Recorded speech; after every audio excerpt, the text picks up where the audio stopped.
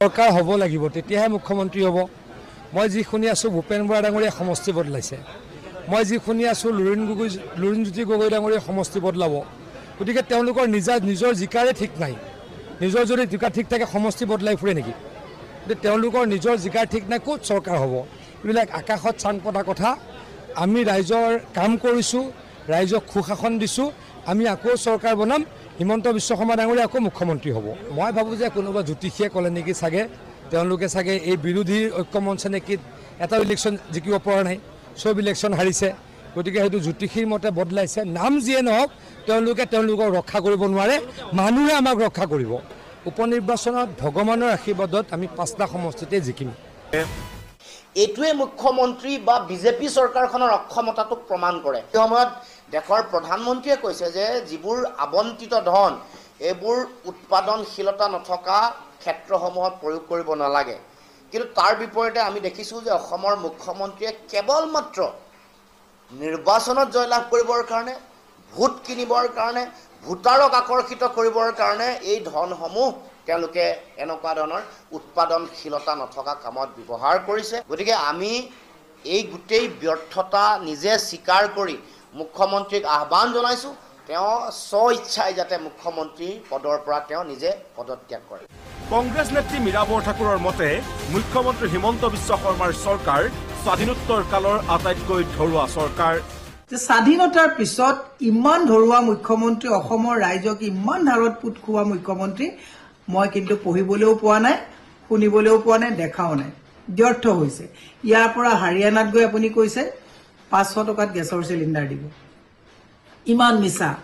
ইয়াৰ পৰা আপুনি ঝাৰখণ্ডত গৈ কৈছে NRC আহিব, বাংলাদেশী NRC অহাৰ পিছত চব ঘূৰাই দিব। ইমান বাকী ফাঁকি মিছা প্ৰলোভনেৰে সময় নষ্ট কৰি অসমৰ ৰাইজক যে একদম বিত্তীয় সংকট অৱস্থা এটালৈকে। প্ৰতিদিনে 100 কোটি টকাকৈ ঋণ লৈছে চৰকাৰে। 22 দিনত 2250 কোটি টকাৰ ঋণ লৈছে চৰকাৰে।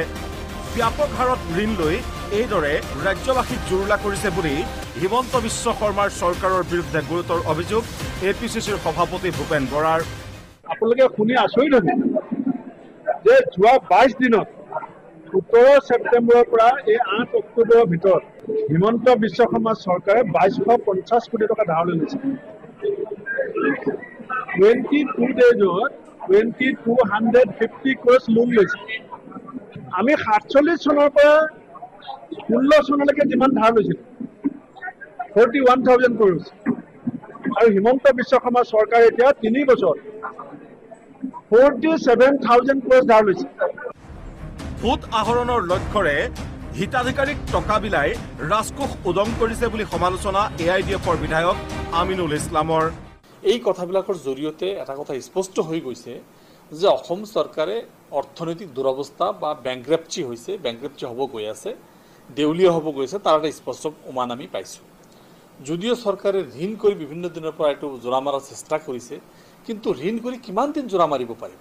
আনফালে বহু বিভাগক চৰকাৰে পুঁজিয়ে যোগান ধৰা নাই বুলি অভিযোগ কংগ্ৰেছৰ নেতা জাকিৰ হুছেইন চিকদাৰৰ। বিভিন্ন বিভাগত আজি পুঁজিৰ অভাৱ দেখা দিছে, যিটো ৰাজহুৱাভাৱে আজি সকলোৱে একেমুখে কৈছে যে অসমত বৰ্তমান পুঁজিৰ অভাৱ। গতিকে অসম চৰকাৰৰ প্ৰতি আহ্বান জনাওঁ যে কেন্দ্ৰ চৰকাৰে যদি আপোনালোকে বিচৰা ধৰণে টকা নিদিয়ে, বিৰোধী আপোনালোকক সহায় কৰিব।